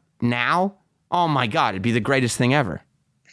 I'm with you. Mine's somewhere in storage. I don't know where it is, but I remember like Ringsiders that night got the poster and the program for free. And that was another thing. It was like, yeah, we're paying $100 or $125 to sit at ringside, but you would have bought the poster and the program anyway. But here it is. You can have it for free. I always thought that was something nice that ECW did at the time for the audience, where they didn't have to do that. You know, you didn't have to go, all right, well, here, thanks a lot. ECW was very much about fan service in a way that most promotions in their wake never have been. Yeah, totally. You know, and I always remember that. Totally. So the close of the show is the triple threat match between Raven. Between Stevie, Sandman, and Terry Funk, with the winner getting to fight Raven immediately after. I remember as a WWE fan sitting there kind of perplexed at the idea that you would do the triple threat and lead right into the world title match, that you wouldn't do that sort of King of the Ring style thing where you do the semifinals and then you have one or two matches to buffer and then you do the finals. The idea that you were going right into the world title match was like,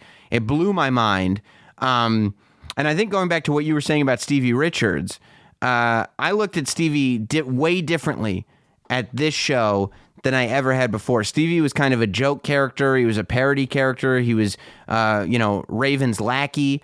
And I remember going into this pay-per-view, I felt like all of a sudden Big Stevie Cool was just as much the star as Kevin Nash. I thought this was Stevie Richards' moment. As a fan, I became not just Stevie Richards is so funny. Stevie Richards, his promos worked. The whole story worked for me as a kid. Stevie Richards was my guy going into this thing. And I wanted to see Stevie finally stand up to Raven, and I wanted to see Stevie beat him and take home the title. And there's like a promo that's on that show where like Stevie's backstage and saying, I'm doing this not as the kid who had nobody to go to the movies with and you go by yourself, or who didn't have a date, and I'm gonna prove to the world that I'm a man. And I remember like at the time I was like, it wasn't like a great strong dramatic promo, but looking back in hindsight, it was Stevie Richards, the person behind the character, stepping into his role, going from undercard underling to main eventer when you look at it, and I love that whole deal where like it's in black and white and then he flips his hair and it turns to color. Yes. And that, it's like very subtle things, but visually really dramatic. And that's a promo that years later when I went back and watched it, I was like, that is so much better than I gave it credit for when I first watched it in the moment. I love that promo. Yeah, me too. I was watching it earlier today actually, and I was like, this is it. This is what hooked me. This is what made me a Stevie Richards fan. Of course, Stevie would not end up winning the championship that night. It was Terry Funk who would win the triple threat and then go on to beat Raven, and that wonderful shot to end the show of Funk holding up the title. So you were there. So the legend is that the power went out in the building immediately after they got off the air. So you're sitting there and you see 30 seconds before they go on the air, they have a dead mic. And 30 seconds after they're off the air, all the power in the building goes out. So here's what happens. Terry wins the title. He and Tommy Dreamer have the big celebration. They jump in the crowd. They go off the air.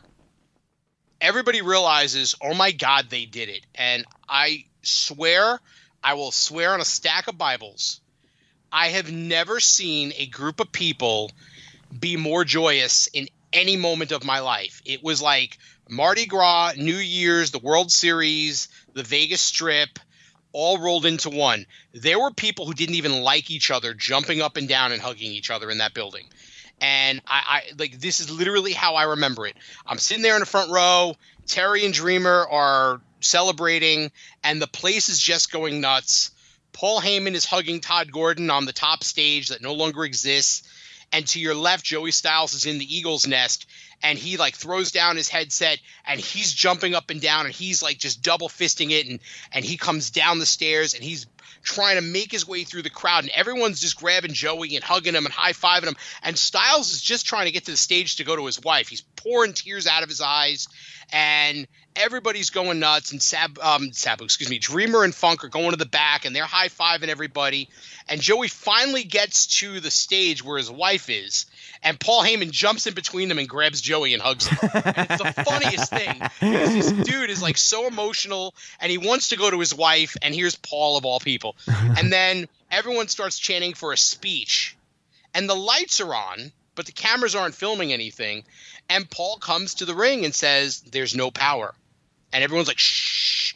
And Paul gives this whole speech, and he's just talking like you and I are talking now from the ring, and all these 1,200 maniacs who are chanting for blood and, take off your top to Beulah and living and dying vicariously through ECW. They're all just standing there in reverence, listening to Paul talk about this. And Paul's like, thank you so much.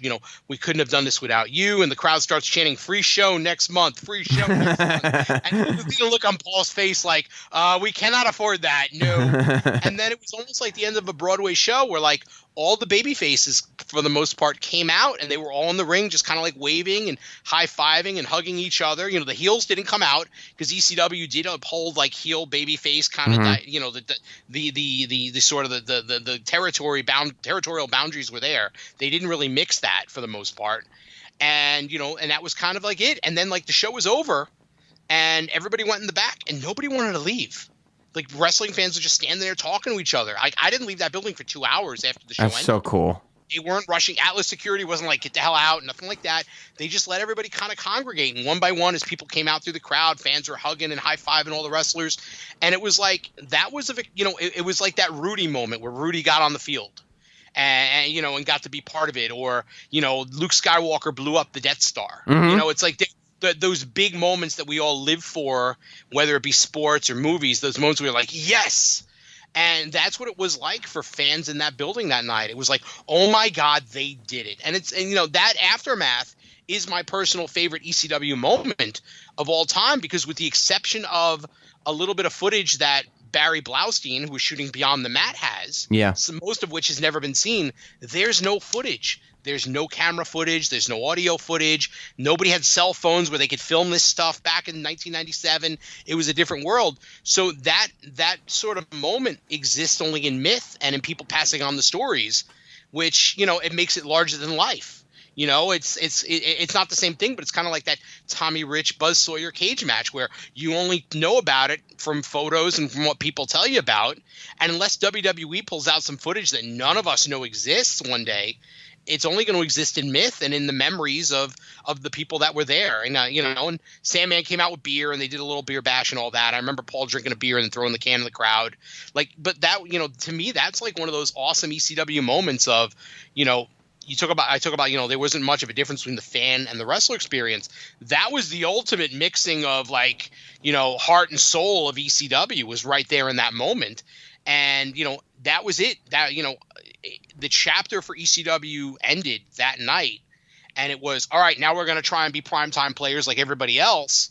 And you either look at it as this is when ECW grew up and became a little bit more corporately structured as a company and started to tour more, or if you flip the coin, you look at it as when that show ended, that was the beginning of the countdown to the death certificate of ECW. Yeah. Because they got bigger.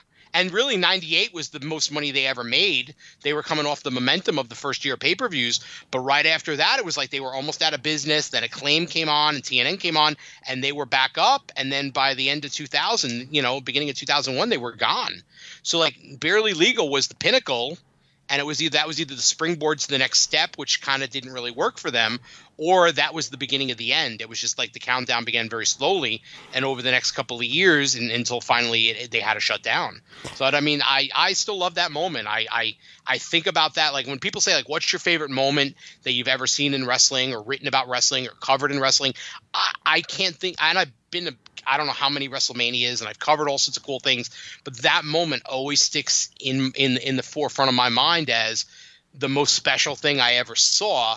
And the memories can't be tarnished because here's the footage and here's what really happened. I can only remember what I have in my mind, and really nostalgia is the best drug there is. So when you think about that, you kind of get all excited about why you love ECW and why you love pro wrestling. It was a great moment. Well, I hope everybody got a healthy dose of that nostalgia drug with this conversation. I could talk about ECW with you for hours and hours. We're going to have to do this again sometime. I'll pick a different show, and Anytime you want. we'll do the same thing again. Where can people find all of your work, Mike, over at PWInsider?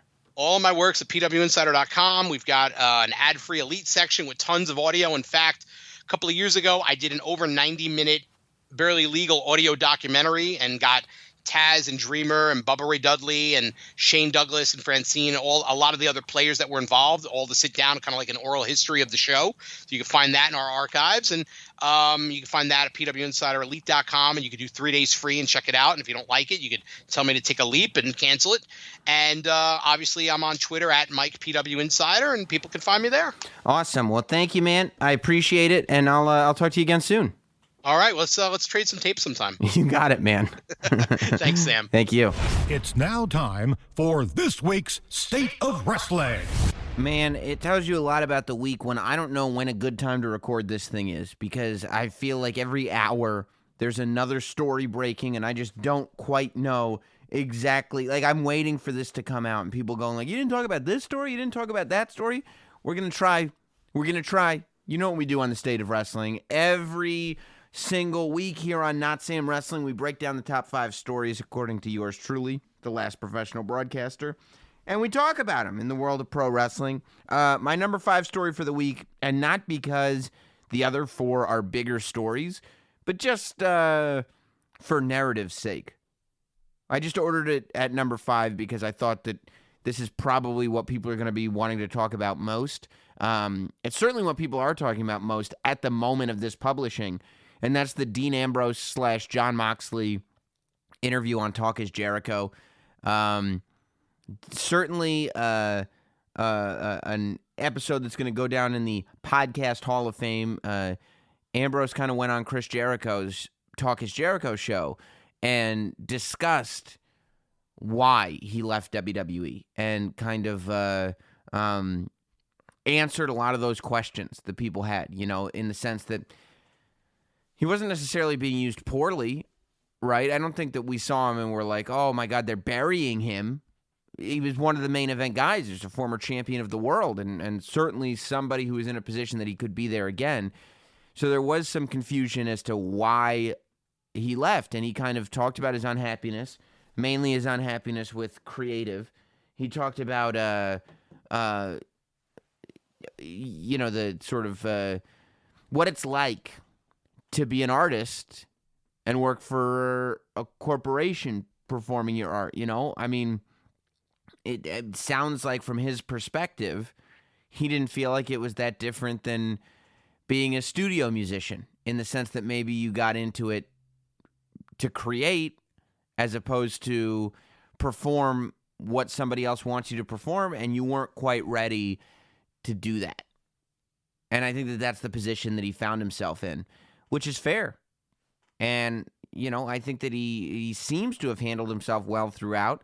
He talked about not walking out and not leaving before his contract was up, even though for months he said he knew that he was going to leave. And he got into some of the grimy details of what went on, which is his prerogative, and I was certainly entertained and enthralled by it. I don't, in the minimal amount of time that I've spent at WWE compared to somebody like Dean Ambrose, I haven't experienced any of those issues, but I'm not a superstar. I get brought in every now and then to jump on a pay-per-view pre-show panel and give my opinions. It's a totally different job description, so I'm really not exposed to anything like that. I can't speak on it with any form of expertise, but whenever, us wrestling fans, whenever the tea is being sipped, whenever there's gossip out there, and we're gonna get it, it's rare that somebody gives such a intimate firsthand perspective of what was going on, especially with the creative process. And look, I think something that AEW even existing is going to do is only increase the creative flow that comes out of WWE eventually. Eventually I think that that's just what's going to happen. If it's popular, if AEW is popular, it's going to affect the natural order of things. And I don't know if WWE will ever respond directly, but I would imagine that all parties will improve because of it. But certainly something worth listening to if you get a chance on Talk is Jericho this week. Details the likes of which you probably wouldn't have thought you would have heard directly from the source. I can't imagine how anybody actually involved feels about it, but they're probably not surprised either. It was interesting. Ambrose said that he was as kind of confused as a lot of us were about the way his release was announced. But, I think that that's almost pessimistic in the sense that, well, why are they being so nice about his release? They must have something up their sleeve. Well, no, maybe this time they're just being nice about the release. But definitely check it out for insight that maybe you didn't have before. Speaking of insight, I wanted to give you my insight on the 24/7 title and the evolution of it. I thought the 24/7 title, so going into SmackDown, I thought that the only flaw in the 24/7 championship was that it wasn't getting switched enough. I feel like, and you see the 24/7 championship is almost, I feel like, being used by people who are trying to prove a point that they don't like WWE. They're using the 24/7 title to make it seem like they treat their championships like they're a joke. But the 24/7 title is not the Universal title. It's not the WWE Championship. It's not the United States Championship or the Intercontinental Championship. It's not even the Cruiserweight Championship. It is a title developed for entertainment portions of the show, and that's it. And I don't think there's anything wrong with it. The DDT Pro whatever it was championship that was being defended on YouTube, the one that a cat won at one point, the one that I think a referee won when somebody else was asleep, like just ridiculous stuff. That doesn't get looked at as being a disgrace to wrestling, or why wouldn't DDT take title seriously? I don't know. It's silly that there are still people trying to act like this is indicative of the way WWE treats their championships, because I think the 24/7 title is something very different. And I think they should embrace that fact. And that's why I think that there should be more title switches. I think, every show there should be a couple. And then between the shows, there should be, a couple of title changes going on social media. I think we should be, even if we have to tape it on iPhone so that the guys still get days off, tape something before or after SmackDown where somebody pins Truth, gets the title. Drake Maverick, I think Drake Maverick should be this character that just consistently is chasing that title and doesn't quite get it. But everybody else, the title is getting traded off, but somehow it always ends up on R-Truth. R-Truth should lose the title a lot, but at the end of the day, should be able to run off with it. I think R-Truth is what Crash Holly did for the hardcore title for that generation.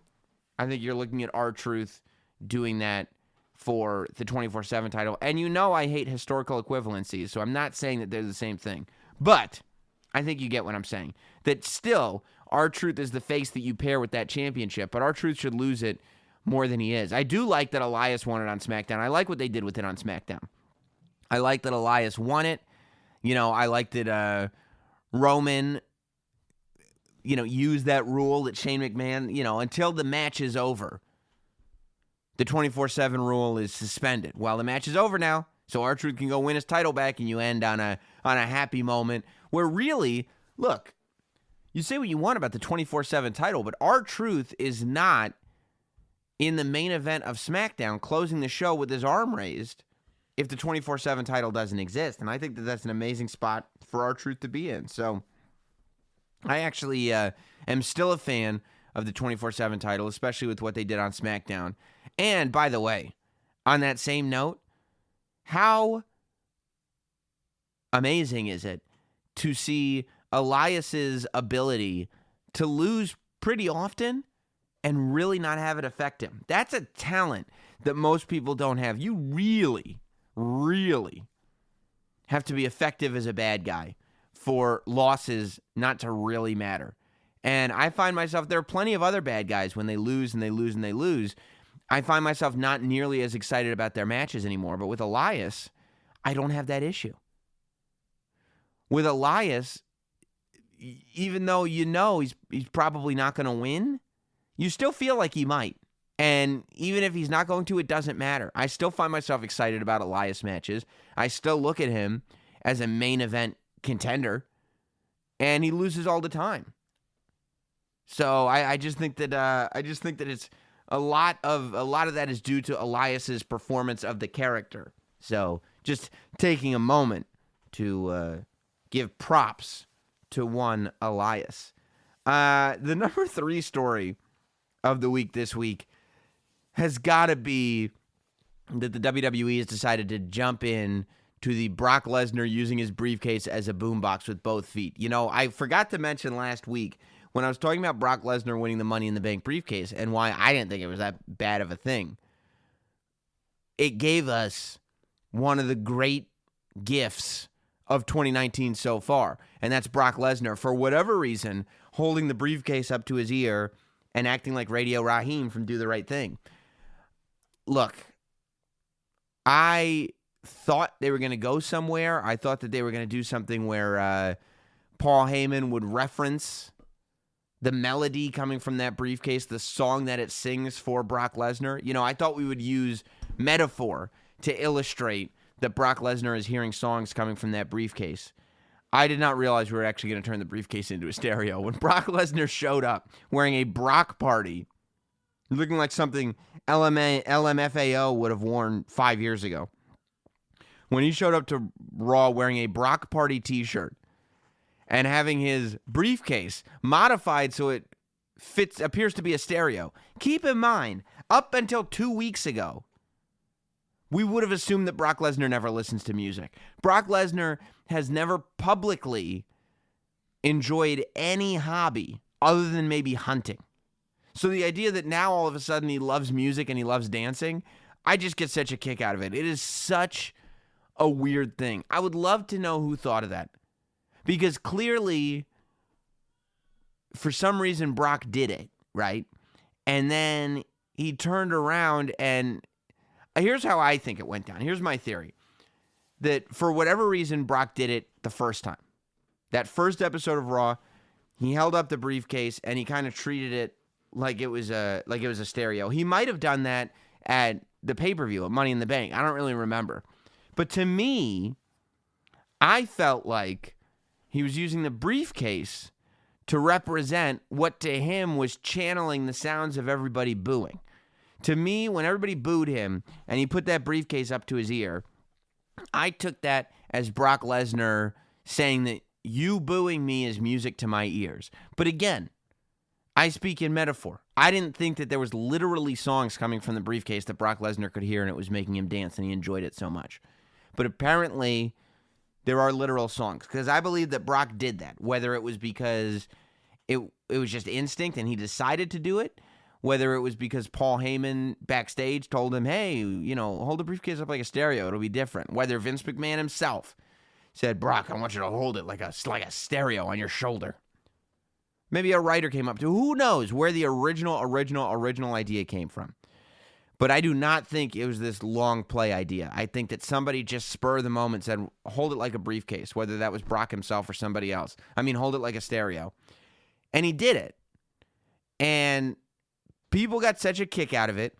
The audience responded so much that they decided to go full bore on this thing.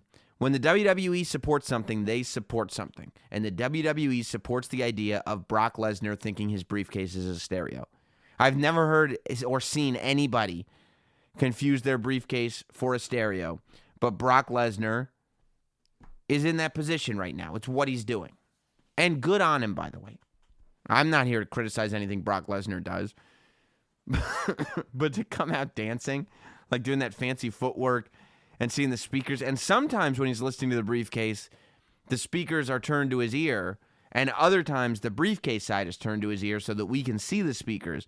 I don't know what the official way to listen to it is. All I know is that I can't believe there aren't already pre-orders up for the Brock Lesnar stereo briefcase. Now, I have to imagine, it's not that expensive these days, that they'll put some kind of iPod, iPhone connectivity into it. You know, I think that WWE, if they do not actually make a stereo briefcase, they're leaving money on the table. It doesn't actually have to play anything. It can just be a speaker that you put your iPhone in, and it's all good. But the technology is there for it, guys. And it doesn't seem like it'd be that expensive to produce either. It doesn't have to be high fidelity like Buck is selling in the movie Boogie Nights. It doesn't have to be that. It can just be a simple speaker, but we put it into this plastic briefcase. I think it'd be great. I was sitting there watching Raw on Monday, and I'm going, oh no, are you kidding me? Like, I kind of thought that they were going to do a thing, you know, and I'm sure a lot of people did, where Brock was going to cash in the briefcase, and then he gets to go and at Super Showdown have the title match with Seth Rollins. And I'm going, Brock could have asked for that title match regardless. He doesn't need the briefcase to do that. Why would we waste the money in the bank on that? But the moment of realization, I love the idea that Brock Lesnar just does not watch the product. Brock Lesnar he doesn't, when he's not in the ring, he's not going home and watching WWE. To the point where, after over 10 years in existence, he does not know how the Money in the Bank briefcase works. It's always been a year.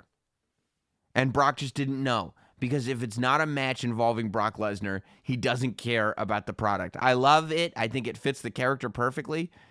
And the idea that Paul Heyman just assumed that Brock knew that you have a whole year, and Brock did not.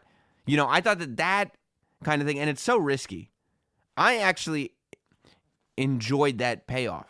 I thought that building up all episode to then having Brock being like, I'm not cashing this in if I have a whole year.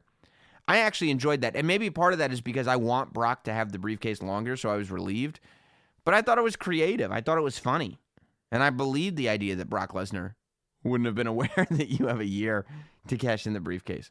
So I actually did think that was good. I thought that was a good twist. I enjoyed it. Story number 2 is kind of all things Double or Nothing that went down over the weekend. Now, I did a Double or Nothing wrap-up show right after the pay-per-view was over. I went on Patreon. You can get it now. The audio's up, the video's up, the live stream is up. Whatever step you are of a Not Sam shill, if you're a money mark, if you're an indie darling, if you're a superstar, if you're a Hall of Famer, whatever you are, there's a version of that show that you can enjoy. For $4 a month, less than $1 a week, you can get the audio of the show. It's up and it'll stay up forever. So I kind of went through match by match and the more detailed feelings of the pay-per-view. So I'm not going to do that here. But I will say that they did a good job in the sense that, they did two things. I think that by far, you know, those 3 main event matches, the Young Bucks match, the Cody Dustin match, and the Kenny Omega Jericho match with the Jon Moxley run-in at the end, that was the pay-per-view. Those 3 matches were the show. Now, there were no bad matches on the show, but at the end of the day, those were the 3 matches. And I think that they did a good job in the sense that they surprised people by having Jericho beat Omega. They told I think, a story that actually defied expectations with Dustin and Cody Rhodes. And then to have Jon Moxley come in at the end and shock everybody, that was the moment that AEW needed to have people leave the pay-per-view going, I want more. I want to see where this goes next. Whereas All In was more of just a spectacle for spectacle's sake. Well, not a spectacle. It was a celebration of everything the Elite had been doing, but that's all it was a celebration of that. It was a moment in time, not a launching pad. And I think that Jon Moxley coming in made it feel like more of a launching pad. You know, you had that weird moment where the tag team came in with all the goblins around them, with all the guys in masks, which I was like, oh, okay. Like, I thought it was weird because in the beginning it seemed like the commentators knew who they were, and then it seemed like they didn't, and I didn't know who they were. So, I mean, that type of stuff is this type of stuff that's going to go, okay, I want to see more of this. That one didn't do it for me so much, but obviously that ending made me go, I got to see what's happening next. So, kudos to them. Now, the big mystery is when they did the electric chair segment on Monday Night Raw this week, Sami Zayn mentioned AEW. You know, they went through the audience, which I for the life of me will never understand why the WWE trusts their fans with microphones. And by the way, I fully support Kayla Braxton for stealing the microphone away from that kid. Anybody who broadcasts knows you never allow the audience member in a Q&A to have full control over the live mic. Never. I go crazy, even in promos, when the backstage person just gives the mic away. The host of the show, of the segment, of whatever it is, never loses control of the microphone. That is your power. You maintain that. When Kathy Kelly would come and do the Q&As for the SummerSlam shows that we did at Caroline's every year for all 4 years, Kathy, don't ever hand that mic off over to somebody. You let them get their question in, and then that microphone's back to you. I think Kayla did the right thing. Who knows? Look, it's a question and answer session. It's not a debate. It's not a conversation. Okay? The little girl asked her question. Her mic time is over. Kayla took control. I respect that Kayla snatched that mic with furious vengeance out of that little girl's, away from that little girl's face. But yeah, I mean, I don't know. I think that I don't know why the WWE allows live microphones in front of their audience. Because their audience, man, the WWE audience is really good at letting you know how they feel without microphones. And when they're together, they can chant, they can yell. But once there's a microphone on, and once there's a camera on you, it completely changes the dynamic of everything. I kind of thought, I don't know why there was an electric chair, but I kind of thought that when they said it was a no-holds-barred Q&A, I'm like, oh, so Corey Graves is going to ask questions that are controversial. He has that ability. But Corey was just there to throw it to the audience. Now, the questions were not great questions, so you have to wonder if the audience was given those questions or not. But none of those audience members jumped on the internet and said, hey, WWE fed us the questions. So who knows? You would think you'd be able to get into contact with one of them if that were the case. But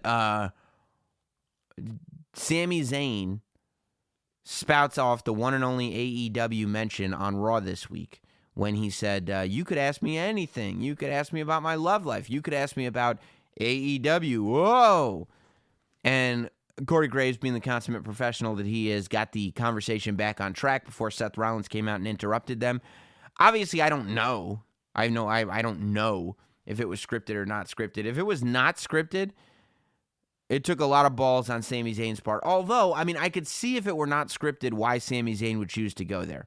If it were not scripted, then I would imagine Sami Zayn was tasked with creating a segment that was designed to be at least somewhat controversial. They were hyping this as no question is off limits. So when Sami Zayn realized these questions are not controversial, the one thing we can do to save this is get on board and give people a question that or give people a statement that is going to make them talk. So that, I think, was Sami Zayn's motivation behind it, if it wasn't scripted. If it was scripted, then, Sami Zayn's motivation behind it was to do what the script said, obviously. But if it wasn't scripted, I think that's what his motivation was. But either way, it took a lot of balls on the part of Sami Zayn, if that were the case. All right, let's go over Saturday's TakeOver. TakeOver 25 is going down. Bridgeport, Connecticut. And this is the show, and I talked about it a little bit at the top of the podcast. This is the show where, because at the end of the day, when you're looking at AEW, stylistically, it was exciting because it was a new show. Was it better? If you took the best 3 hours of that show, was it better than takeovers are? I think there's at least a conversation.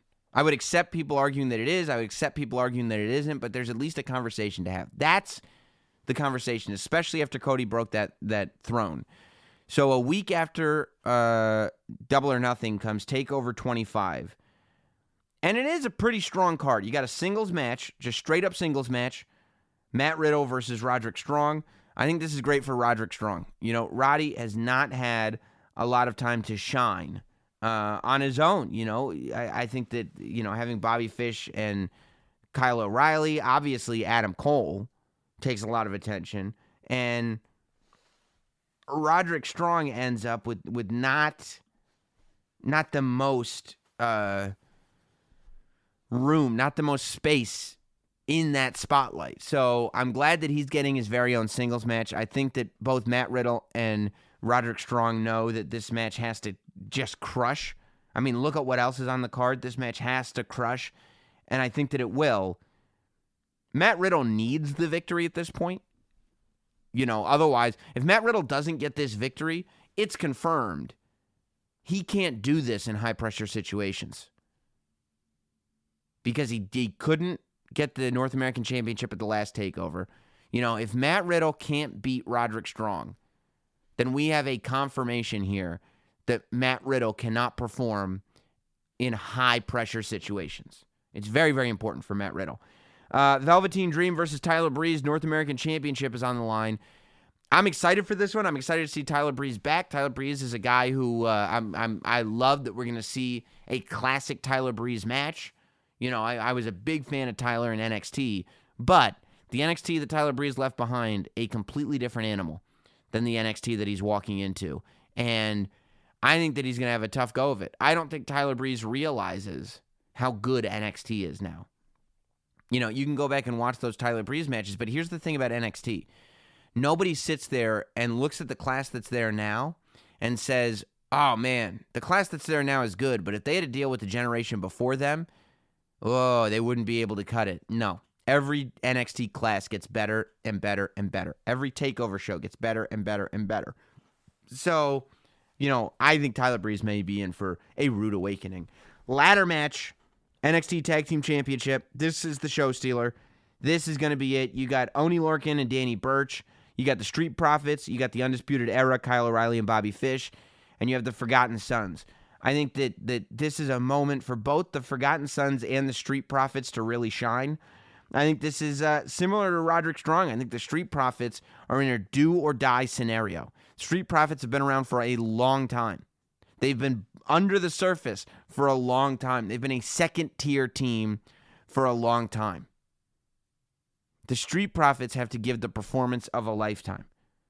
The Undisputed Era, top-tier team. I think the Undisputed Era are the favorites to win.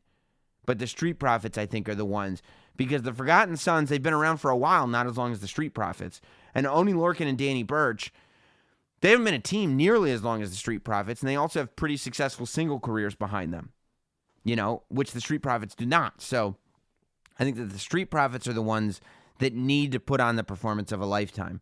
But I think the Undisputed Era is going to be tough to beat. Io Shirai versus Shayna Baszler, NXT Women's Championship. Excuse me.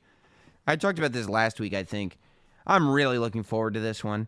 Looking at Io Shirai and how she's evolved as a performer and stepped up, I'm just so impressed with what she's done over the last few weeks on NXT TV. I think Shayna Baszler is going to beat her, but I think Io Shirai is going to be impressive. And then the NXT Championship match is Adam Cole versus Johnny Gargano. I think that Adam Cole is very good at figuring out ways to win. Johnny Gargano is, to me, only really good at winning when he absolutely has to win. When Johnny Gargano is backed completely into a corner, he'll win. But if he's not all the way backed into that corner, he sometimes doesn't fight to get his way out of it as hard as he would otherwise. Maybe Adam Cole's night is all I'm saying. It may be Adam Cole's night. I appreciate all of you being here for this week's State of Wrestling and this week's whole Not Sam Wrestling podcast. I will be in Bridgeport for NXT TakeOver 25 this Saturday. Make sure you tune into the WWE Network. I will be on the pre-show, on the panel, alongside Charlie Caruso and Pat McAfee. I am really looking forward to it. Can't wait to be there. Can't wait for this TakeOver show. We will see you next week here on Not Sam Wrestling. Toodaloo, everybody. Thanks for listening. Follow at Not Sam on Twitter, Instagram, Facebook, and YouTube. Rate, review, and subscribe. This has been Not Sam Wrestling. Not Sam.